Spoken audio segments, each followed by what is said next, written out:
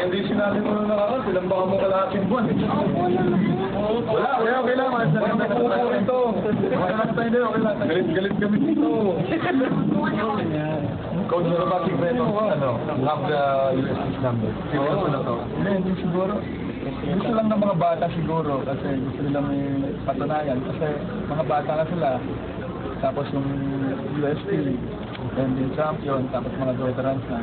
So, siguro message nila na kumbaga kasali kami dito sa kumbaga ito na yung mga big boys eh. Gusto nilang patunayan na ka-level na nila. Yun siguro ang sa tingin kong gusto nilang iparating sa kaya na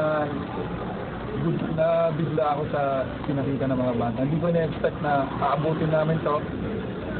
So, para kami may rin ng champion. Lumaban lang kami sa playoffs sa Thursday. Wala, grabe ang achievement na nakuha na namin dito sa liga. Sakto, Coach. First round, sabi mo, asim na walang 4-4, di ba? Sakto. Kaya happy ako siyempre sa ganitong kalagayan ko, rookie coach na nadala ko kahit pa paano yung sa playoffs, sa Final Four.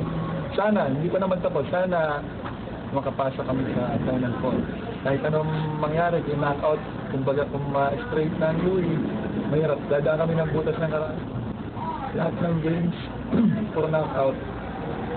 Saka siyempre patunong sa lahat din, nagpapasalamat ako sa LSU community na suporta nila, na naniniwala sila sa amin na pinakita dito sa amin ang support.